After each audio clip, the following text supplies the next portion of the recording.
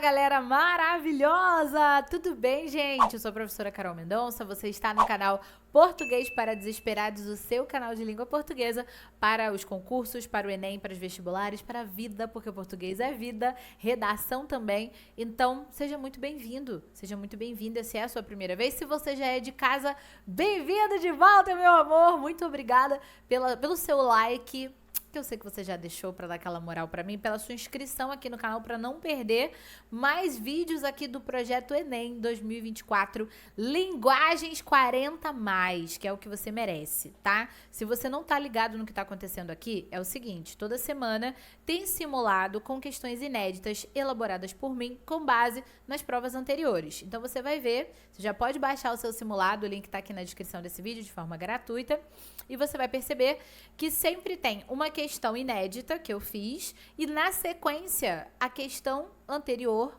que foi base para essa elaboração, para que você veja que faz sentido aqui o que a gente está fazendo, tá? O simulado é bem parecido, eu costumo usar os mesmos autores, o mesmo estilo, o mesmo gênero textual para compor questões realmente que façam você pensar como se você estivesse na hora ali do Enem vendo aquele estilo de questão. Eu sempre falo aqui que o primeiro passo para você mandar bem é não desistir da prova de linguagens. Porque tem muita gente que desiste, entrega para Deus e vai para a prova estudando só os outros cadernos que são realmente mais importantes, que têm mais conceitos a serem aplicados.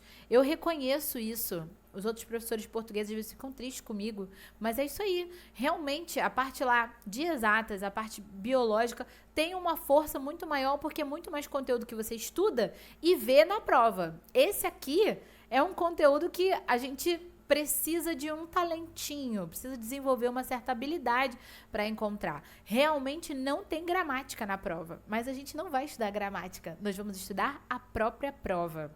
Tem um padrão que se repete todo ano, existe um estilo de abordagem de cada assunto e mais, o que a gente vai ver na aula de hoje. Eu coloquei esse título, né, sobre assuntos que sempre caem, mas essa não é uma aula de gêneros textuais, funções da linguagem, figuras de linguagem, não é gramática, não é português, não é estrutura textual. Essa aqui é uma aula sobre alguns vieses que o Enem apresenta sobre assuntos importantes para a nossa sociedade. E você vai ver que entender esses vieses não é uma questão de concordar, de pensar igual, é entender qual é a régua do Enem, vai te ajudar a encontrar as respostas corretas com muito mais rapidez. É isso que eu quero mostrar para você hoje, tá bem? Então, você pode baixar o seu simulado que tá aqui. Se você perdeu o simulado 1, porque esse já é o 2, também tem aqui na descrição do vídeo. Faça a inscrição no canal, ative o sininho, porque você não pode perder esses conteúdos em sequência e mais os conteúdos surpresa que podem acontecer a qualquer momento aqui no canal. Então, vamos nessa. Vou compartilhar minha tela com você. Você já vê aí o simulado e sempre assim, uma questão que eu elaborei e na sequência uma questão que já caiu numa versão anterior do Enem. Vamos aqui, vamos de protocolo. Sempre começa com um texto, mas eu vou primeiro ao comando, vou lá ver o que a questão está pedindo, né? Então aqui, ó, ao apresentar palavras ou expressões que fogem ao padrão culto da língua, o texto propõe uma discussão sobre o quê? Então, eu quero ver sobre o que é esse texto. Qual é a discussão que ele promove? Vou dar uma lidinha. Letra A, relevância da fala de prestígio na época da corte portuguesa.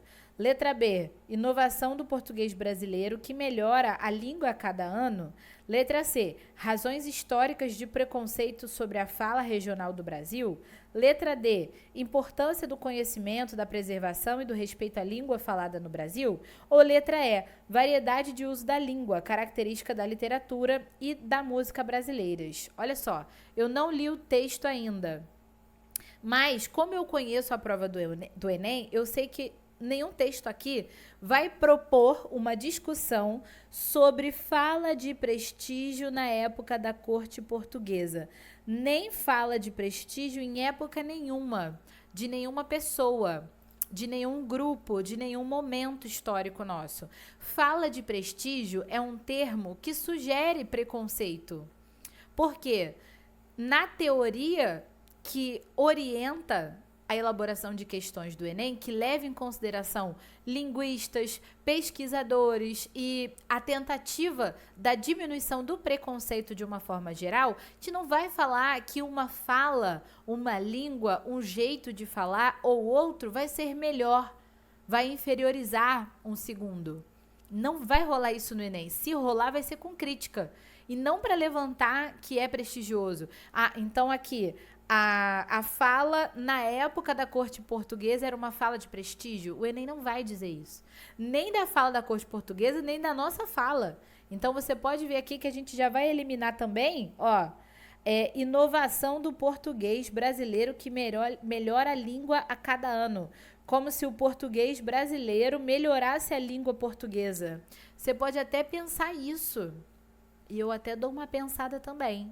Eu acho que o português brasileiro é sensacional em comparação com outros lugares que falam português também.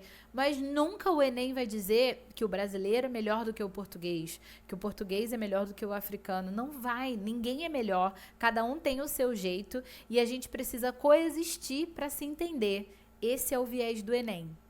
Então, aqui eu já sei que a letra A e a letra B já vão de arrasta para cima. Vamos continuar. Letra C. Razões históricas do preconceito sobre a fala regional do Brasil.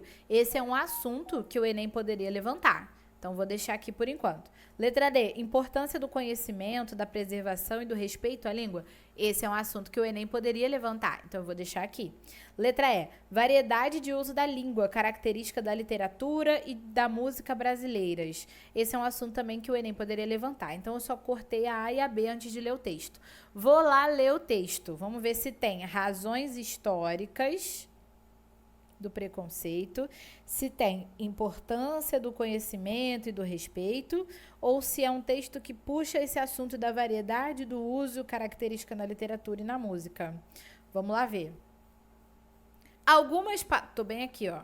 Algumas palavras ou expressões caipiras se tornaram bem conhecidas depois de aparecerem em livros, músicas, festas populares, novelas e filmes.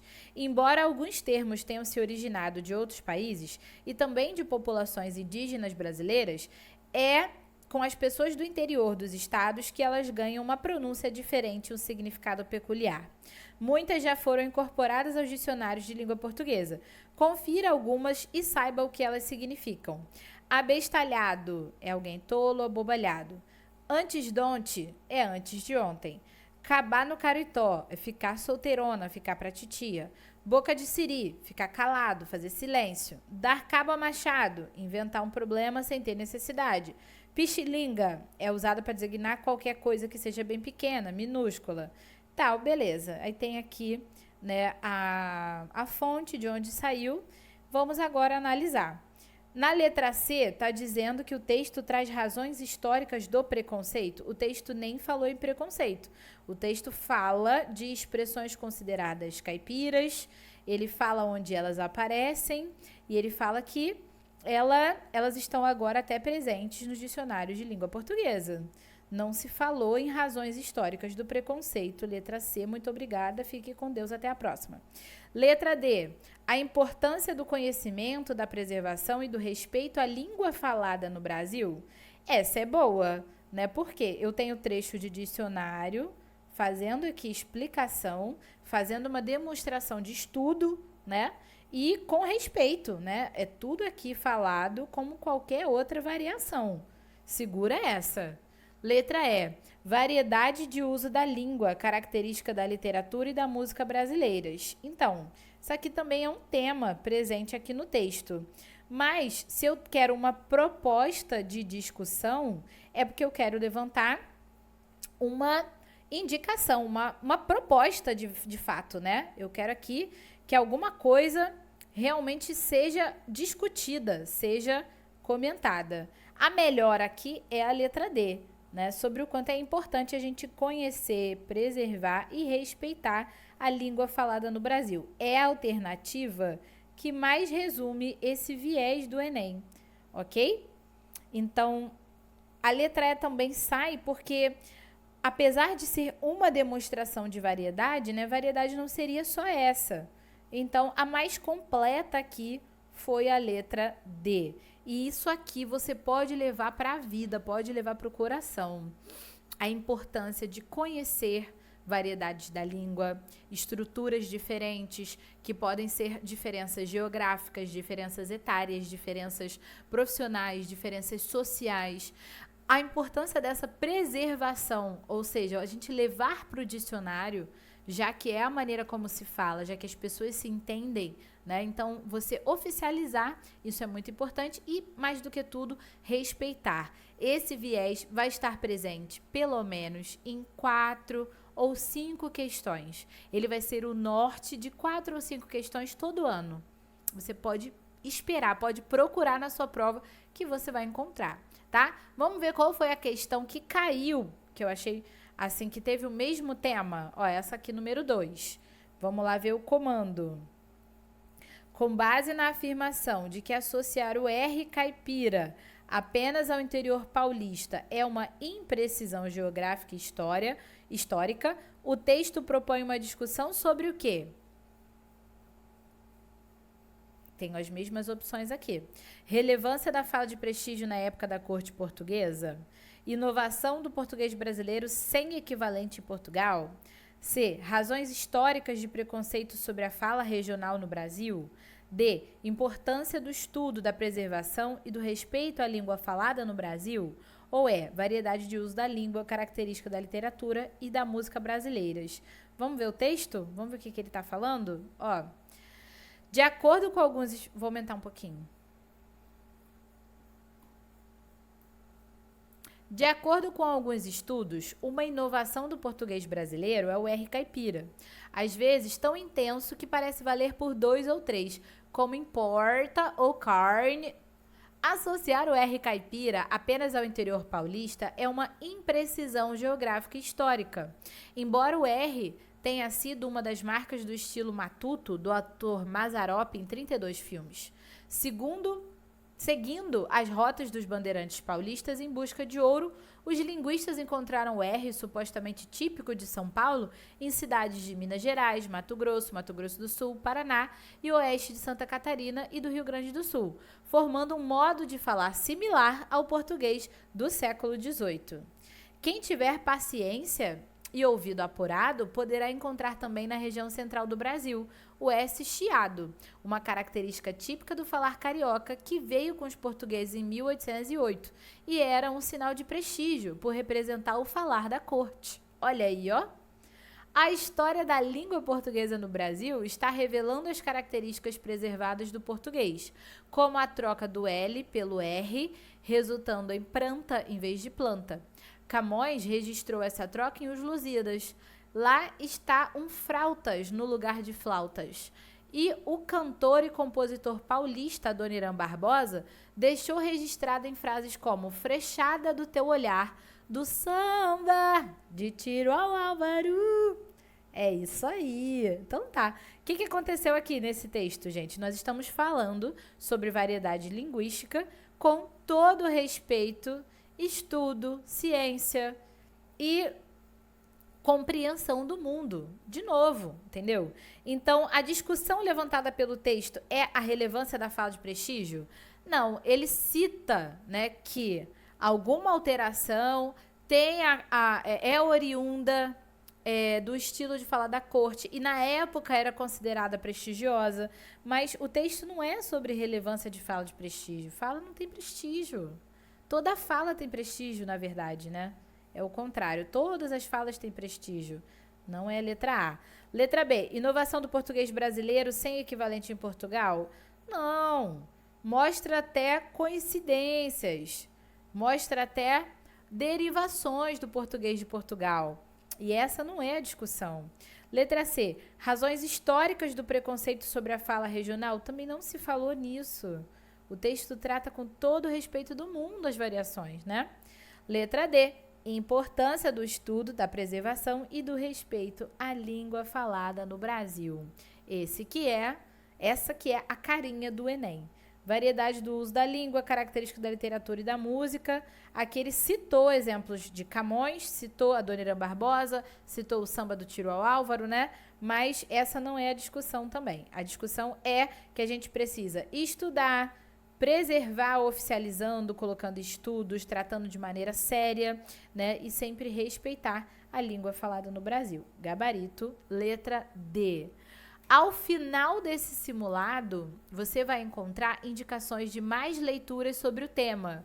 Nós temos o livro Preconceito Linguístico como principal obra sobre isso aqui, mas tem muitas reportagens boas que vão elucidar, vão fazer comparações atuais, e tudo isso é mais uma estratégia de estudo de linguagens com integração ao seu estudo da redação. Você sabe que na redação do Enem você vai precisar de repertório, você vai precisar inserir conhecimento sociocultural de áreas externas à construção da redação em si, lá no seu texto. Então, tudo isso pode te ajudar muito. Mesmo que o tema não seja preconceito linguístico, você saber sobre isso pode ser um argumento dentro de outro tema, tá? Então, sempre vale a pena você estudar dessa maneira. E a prof já mastigou para você, coloquei tudo separadinho, com link bonitinho. Não precisa me agradecer com palavras, pode me agradecer com like. Ai, eu amo! Vamos para a próxima questão. Questão número 3, inédita, da professora Carol Mendonça. Eu vou aumentar aqui na sua tela para você ler esse outdoor comigo. Vamos lá? Ó, observe o outdoor de um curso preparatório. Desculpe os erros de português. Somos especialistas em exatas. E aí aqui eles colocaram, né? Somos com U, especialistas com cedilha, exatas com Z, erros ortográficos bem aparentes, né? Eu não fui direto no comando porque era pequenininho e dava para fazer aqui bonitinho. Ok. Considerando-se o gênero textual e os contextos de uso, a imagem traz um exemplo de variante linguística. Vamos ver. Letra A. Típica de pessoas despreocupadas em seguir as regras de escrita. Letra B. Usada como recurso para atrair a atenção de consumidores. Letra C. Transposta de situações de interação típicas de ambientes rurais do interior do Brasil. Letra D. Incompatível com ambientes frequentados por usuários de norma padrão da língua. Letra E. Condenável em produtos voltados para uma clientela exigente e interessada em novidades. Então, daqui, o que a gente pode, sem pensar muito, eliminar? Letra E, condenável, porque o Enem não vai condenar nenhum exemplo de variante linguística. Ele vai dizer que existe, ele vai dizer que funciona ou que não funciona, ele vai dizer quem ela pode representar. Agora, condenar, dizer que ela não presta, que ela não é boa, que ela não é interessante, isso o Enem não vai fazer. Então, aqui a letra E já vai com Deus, tá? Vamos em frente. Ela é incompatível com ambientes frequentados por usuários da norma padrão da língua? Olha, isso aqui pode ser até uma opinião minha, que é também. Eu acho que se eu tô num ambiente em que a galera domina a norma padrão, compreende, exalta, se interessa, valoriza, talvez essa variante não seja compatível, ela não vai ser bem recebida e tudo mais. Mas essa é a minha opinião. Esse viés combina com o Enem? Não. Então, problema meu. Letra D já foi embora também. Letra C. Transposta de situações de interações típicas de ambientes rurais. Quer dizer, uma variante linguística que traz erros ortográficos. Eu vou associar com um grupo? Eu vou dizer que essa troca é característica de ambiente rural? Não. E nem foi isso que o outdoor quis dizer, né? Porque aqui pede para considerar o gênero, que é uma propaganda, e os contextos de uso. Para que eles fizeram isso? Quer dizer, foi de propósito. Qual é o propósito desse gênero textual, a propaganda? Com certeza, a letra B. Foi usada essa linguagem como recurso para atrair a atenção de consumidores. Quer dizer, eles são tão bons em exatas, né, que a parte de linguagens ficou para trás. porque eles são especialistas de verdade nesse ponto. E os erros de língua portuguesa, os desvios ortográficos aqui, com certeza vão chamar a atenção de quem passa, né? E aí a pessoa vai ler e vai falar, gente, será que é isso mesmo? E vai perceber que a mensagem foi passada, né? Então, ela é típica de pessoas despreocupadas em seguir as regras de escrita? Não sabemos também. Mas se ela é típica também, isso não foi a intenção de quem criou essa campanha, essa propaganda. Vamos ficar com a letra B, ok? Vamos dar uma olhada na questão que já caiu no Enem. Ó, tem aqui uma sandalinha, né? E na sandalinha está escrito toda e chora. O erro de concordância impresso na sandália ao lado é proposital, viu? Uma estilista pegou carona no Twitter e, por extensão nos bordões todas comemora, todas chora, muito usados na rede. E em versão rasteirinha, ela custa 49 lulis. Ok, vamos ver. Considerando-se os contextos de uso de todas chora, essa expressão é o exemplo de variante linguística. Então, vamos seguir mais ou menos a mesma lógica da questão anterior. É uma variante linguística típica de pessoas despreocupadas em seguir as regras? É uma variante linguística usada como recurso para atrair a atenção de interlocutores e consumidores? Letra C. É uma variante linguística que transposta de situações e interações típicas de ambientes rurais? D. É uma variante linguística incompatível com ambientes frequentados por usuários de norma padrão da língua? Ou letra E. É uma variante condenável em produtos voltados para uma clientela exigente, interessada, pipipipopopó. Com certeza, vamos ficar aqui com um recurso para atrair a atenção de interlocutores e consumidores. Por quê? O texto esclareceu que foi proposital. É um hype do Twitter, né? Uma coisa que já se escrevia e aparentemente todo mundo percebe que está escrito dessa forma de propósito e virou um produto. Então, para vender esse produto, usa-se o recurso aí da falta de concordância entre o sujeito e o verbo para chamar atenção. E, como você já sabe, pela régua do Enem, pelo viés do Enem, contra o preconceito linguístico, essas aqui seriam facilmente eliminadas, tá certo? Vamos em frente? Questão de número 5, questão inédita, elaborada para você com carinho pela professora Carol Mendonça. Vamos nessa. Temos aqui um texto, eu vou lá ver o que está se pedindo no comando. Ao abordar o processo de escrita, o autor indica que o necessário a um bom texto é...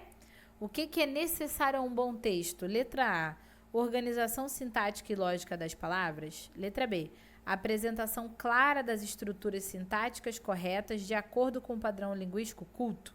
Letra C, a clareza na exposição das ideias em consideração ao interlocutor.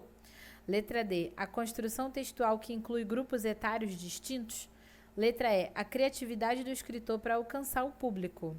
Então, vamos lá. Se você não sabe, a palavra interlocutor seria o leitor, tá? Interlocução é conversa. Uma interlocução é uma conversa. Então, o interlocutor é com quem você conversa, certo? E aí, a gente pode falar interlocutor, leitor, ouvinte, né? Para se referir à pessoa que vai receber o conteúdo. Sabendo disso, vou voltar para a tela.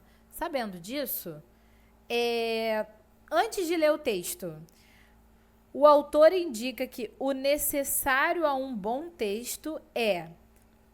organização sintática e lógica das palavras, isso não é a cara do Enem. A cara do Enem é a comunicação eficaz.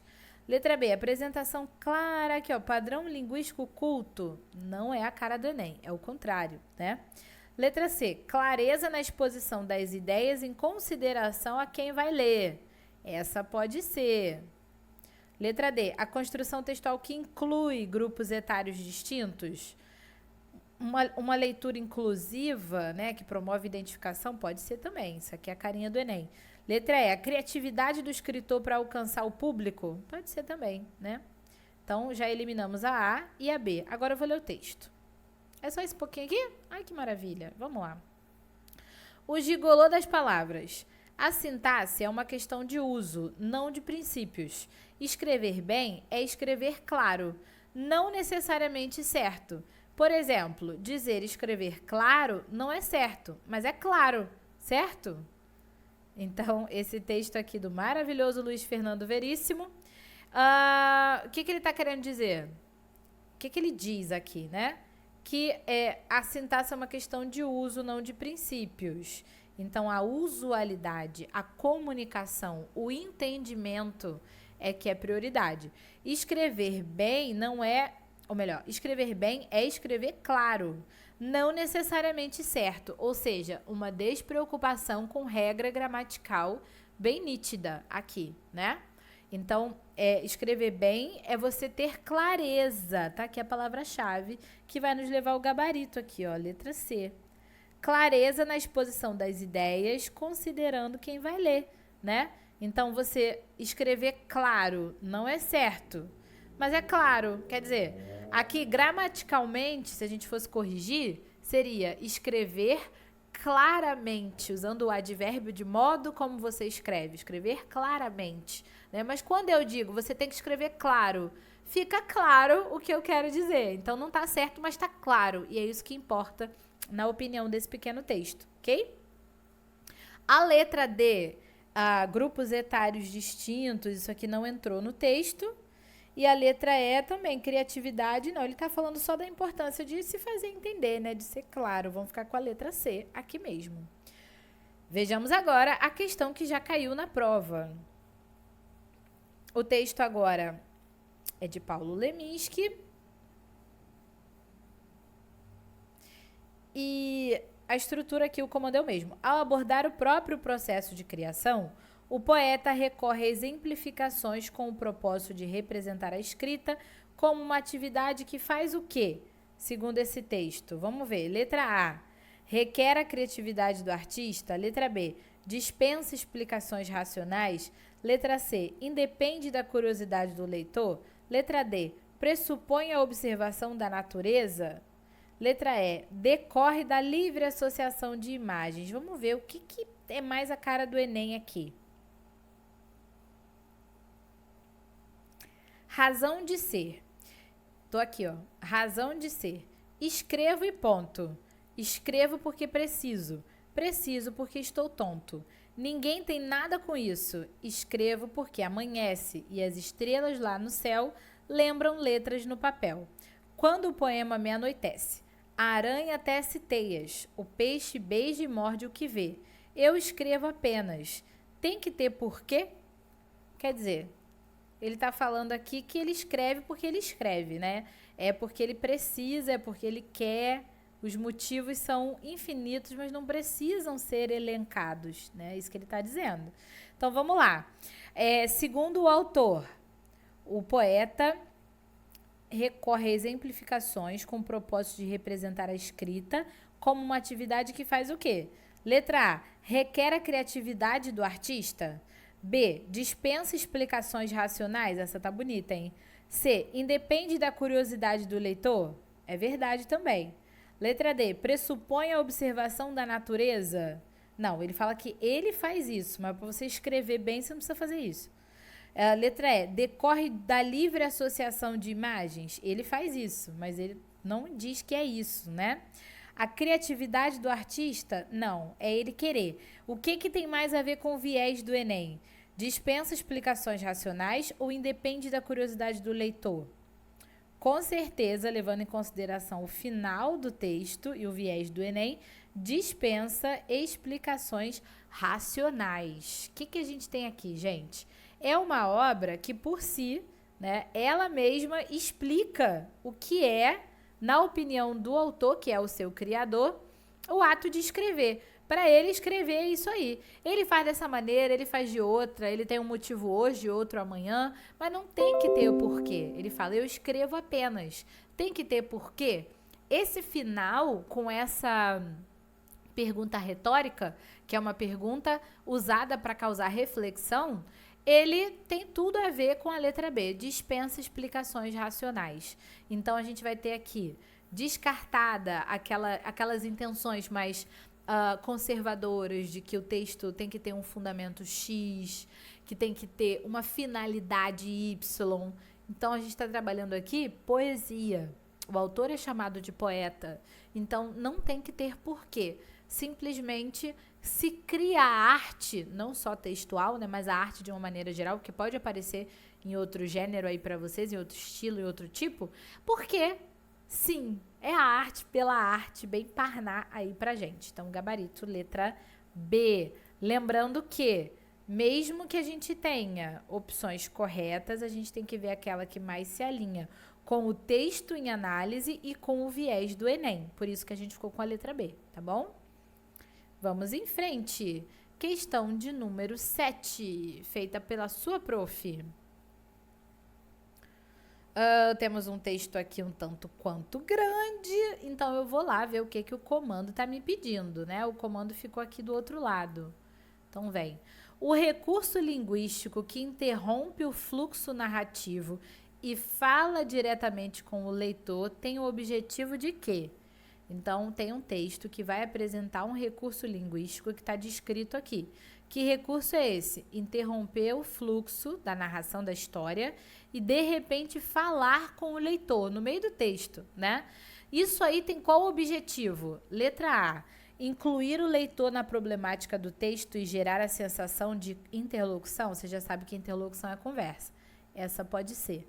Letra B. Apresentar dados estatísticos imprecisos sobre as impressões do autor. Tem que ler o texto, né, para ver se isso aqui foi feito.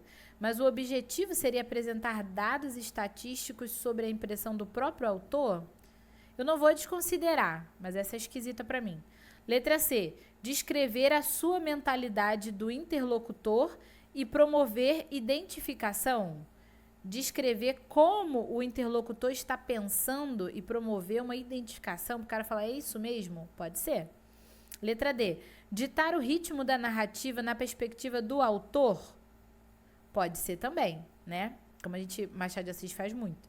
Letra E. Causar reflexão sobre a informação anterior a essa pausa? Pode ser também. Nesse caso aqui, não desconsiderei nenhuma, porque a gente vai ter que ver o que foi feito lá no texto, tá? Então, vamos juntos aqui. Mas eu já sei o que pode ser mais ou menos, né? Então, ler as alternativas antes não me ajudou a descartar, mas me ajudou a ler com intenção. Vamos lá para o texto. O papel do leitor na construção da ficção em Machado de Assis. Para entendermos objetivamente a variedade de aspectos desta parceria, vale a pena entrar em alguns detalhes. No conjunto, Machado de Assis tenta trabalhar a psique do leitor com habilidade, carinho e amizade. Opa! Então, vamos lá. Segundo texto, ele vai fazer alguma coisa para trabalhar a psique do leitor com habilidade, carinho e amizade. Psique é a mente, né? Aqui na alternativa, a letra letra C já ganhou um ponto. Vamos ver. Na sequência, no seu relacionamento com a figura projetada do leitor, Machado ora escolhe-o como um interlocutor formal, ora o carrega de qualitativos quando quer aprofundar ou colorir o tom da intriga, da descrição, do debate ou do ponto de vista que sustenta sua narrativa.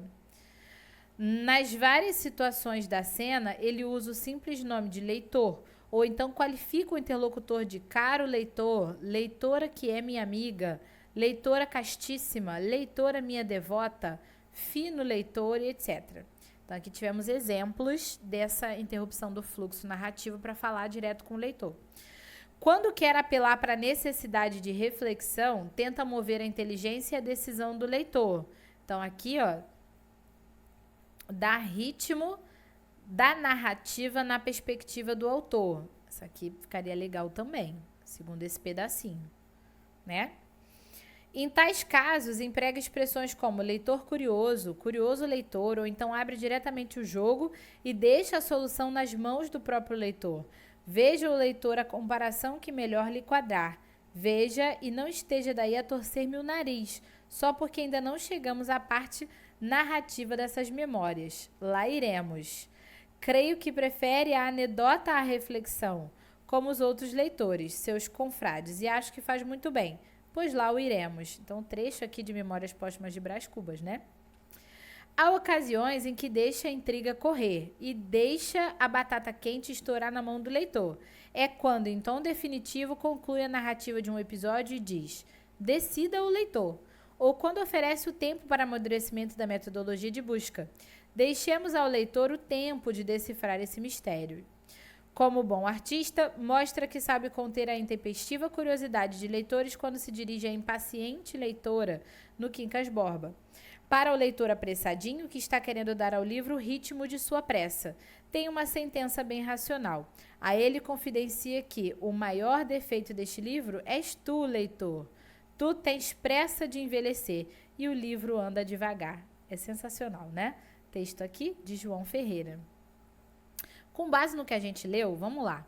O recurso linguístico que interrompe o fluxo narrativo e fala diretamente com o leitor tem o objetivo de, a gente precisa pegar aqui aquela que é melhor, né? Incluir o leitor na problemática do texto e gerar a sensação de interlocução. Letra B, apresentar dados estatísticos imprecisos sobre as impressões do leitor. Esse não teve, né? Dá para fazer isso, mas não rolou nenhum exemplo desse no texto. Letra C, descrever a sua mentalidade do interlocutor e promover identificação. A mentalidade também não foi descrita, né? Ele tenta conduzir a mentalidade, mas ele não descreve como o autor se sente ou como ele pensa. E deixa eu chegar para cá, para você ler completinho. Letra D, ditar o ritmo da narrativa na perspectiva do autor. Essa aqui foi bem enfocada, né? Eu acho que é uma boa também. E letra E, causar reflexão sobre a informação anterior a essa pausa. Poderia fazer, mas também não foi nenhum exemplo dos que apareceram aqui no texto. Estamos entre a letra A e a letra D de dado. E nós vamos ficar com a letra A. Porque falar diretamente com o leitor é um recurso que inclui o leitor na problemática, na situação, no ritmo, inclusive, né? Então, a letra A acaba abrangendo a letra D. A letra D fica dentro da letra A. Quando eu falo de incluir o leitor, eu estou dizendo também sobre o ritmo da narrativa, né? E gerar a sensação de interlocução é porque ele fala diretamente. Então, aqui tem mais um viés da prova sobre interlocução direta. É inclusão, é colocar o leitor dentro da obra, tá bom? Vamos ver a questão que já caiu do Enem, que fala sobre esse recurso também de cortar a narrativa. Olha só, vamos lá, acompanha a leitura aqui comigo. Brasil tem quase 3 mil lixões ou aterros irregulares, diz levantamento. Apesar da lei que acabou com lixões, vazadouros funcionam normalmente. O Brasil ainda despeja 30 milhões de toneladas de lixo por ano, de forma inadequada, expondo os cidadãos ao risco de doenças. E isso apesar da lei que determinou o fim dos lixões. Corta, descasca, abre a embalagem, joga fora os restos, espreme, corta mais, descasca mais, abre outra embalagem. Quantas vezes essas cenas se repetem por dia em milhões de lares brasileiros? Então aqui foi diferente. O corte da narrativa, né, que ele vai falar aqui, ó. O recurso linguístico que interrompe o fluxo argumentativo para incluir o leitor na problemática do texto é o quê? Já é o contrário, né? O texto aqui não é narrativo, é argumentativo. E ele já deu a finalidade. Agora ele pede para a gente descrever qual foi o recurso. Tá aqui, né? Ó, aqui vem falando, ó. Daqui, começa aqui. Vem argumentando, ó, aconteceu isso apesar daquilo, esse número ainda existe, isso é inadequado, essa aqui é a problemática e isso aconteceu dessa forma, aqui é a argumentação. De repente, ele vem aqui fazendo uma descrição das ações, né? Vou fazer de amarelo aqui. Corta, descasca, abre a embalagem, então ele vai colocando ações do dia a dia e fecha com uma pergunta retórica, né? Aqui é aquela que é para fazer a gente refletir, essa é a pergunta retórica. Quantas vezes essas cenas se repetem por dia em milhões de lados brasileiros? Então, essa fala aqui se direciona a quem está lendo o texto, que é o interlocutor. Como que a gente pode fazer essa descrição, né? O recurso feito aqui, com esse efeito, é o quê? Letra A, apresentações de dados estatísticos imprecisos sobre os lixões. Letra B, a descrição de ambientes destruídos pelos descartes incorretos. Letra C, enumeração de atividades ilustrativas de ações cotidianas. Letra D, discussões das leis sobre a redução dos lixões nas cidades. Letra E, explicitação dos riscos de doenças via contaminação. Letra D, não teve discussão de lei. Letra B, descrição do ambiente do lixão, também não teve. Dados estatísticos imprecisos, teve, mas isso aí não foi um recurso linguístico. É impreciso porque ele fala mais de, cerca de, né, e tal. Então, o que vocês acham? Esse corta, descasca, abre, joga fora, nananá, combina mais com enumeração de atividades ilustrativas de ações cotidianas ou explicitações dos riscos das doenças via contaminação? Letra C. Enumeração de atividades ilustrativas de ações cotidianas, coisas que a gente faz todos os dias e acabam parando lá nos lixões, acabam se tornando consequências lá nos lixões, ok? Gabarito, letra C, com aí a elaboração da questão inédita invertida, né? A questão que caiu já deu a finalidade, pediu o recurso. Na minha questão, eu dei o recurso, pedi a finalidade, ok? Tá acabando! Questão número 9. Enquanto eu ajusto o texto aqui na sua tela, vai deixando aquele like. Vai dando essa moral aí pra sua prof, porque isso ajuda muito. Vamos lá. Texto da professora... Texto não é da professora Carol, não. É texto escolhido pela professora Carol. Vamos lá no comando da questão. Considerada por alguns o berço do Axé Music, a cidade de Salvador também é reconhecida pelos festejos carnavalescos em que dança, música, figurino e costumes de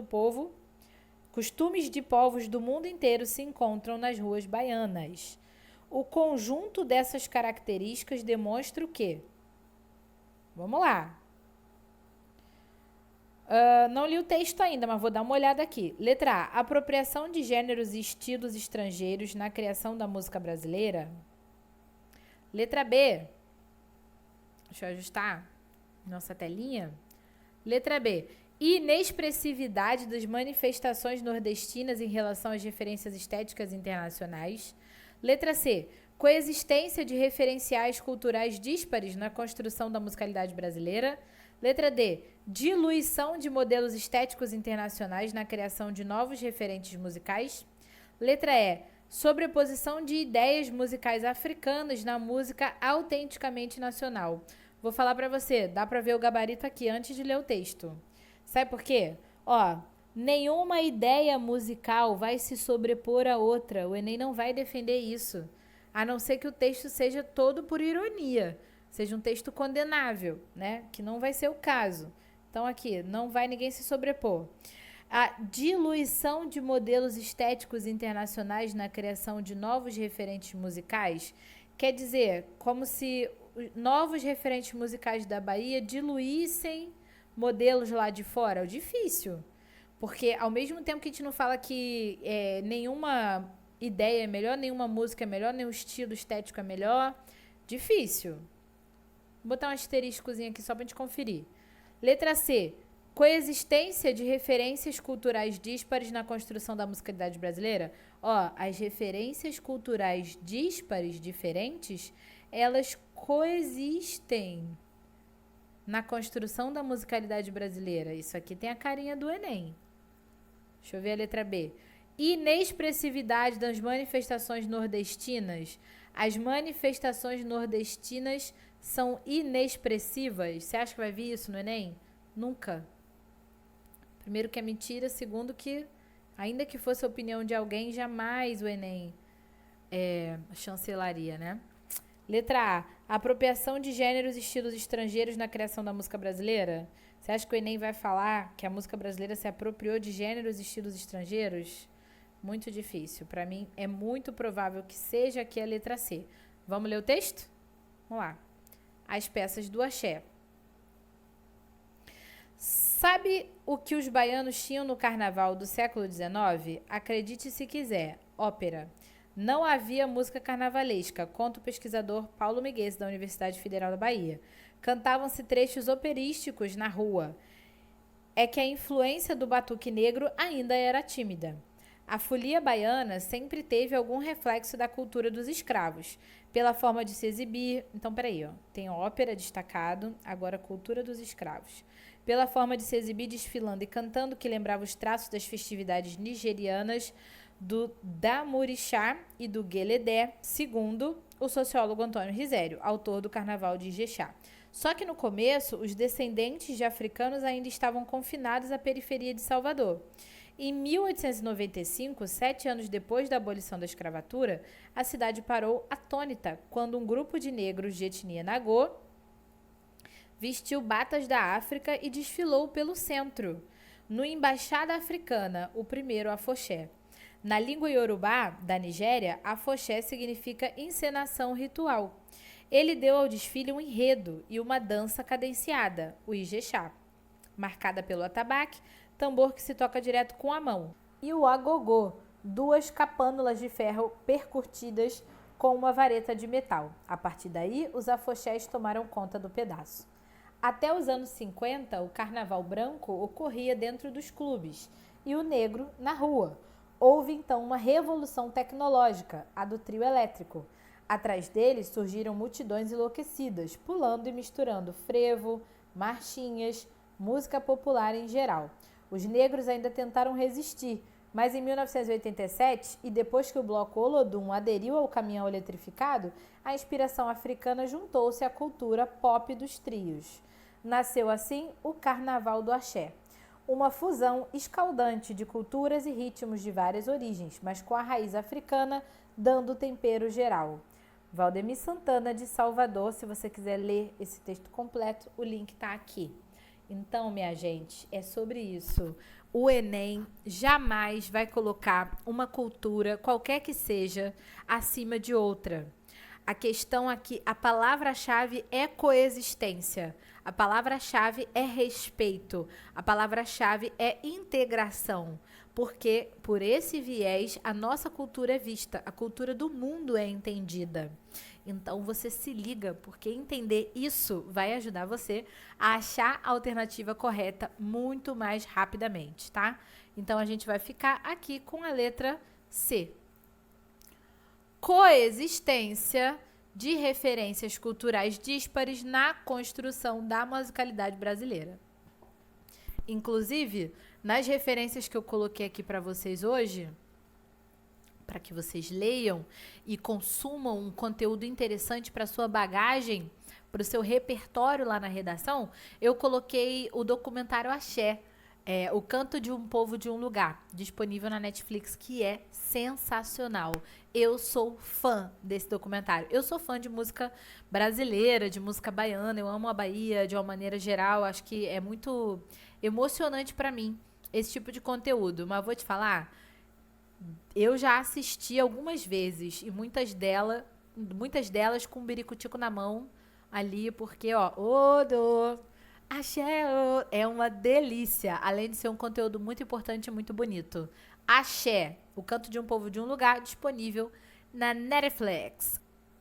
Vamos ver agora a questão na qual eu me inspirei para montar essa aí sobre o axé. Ó, tá aqui no número 10, texto pequenininho, vamos direto nele. Ó.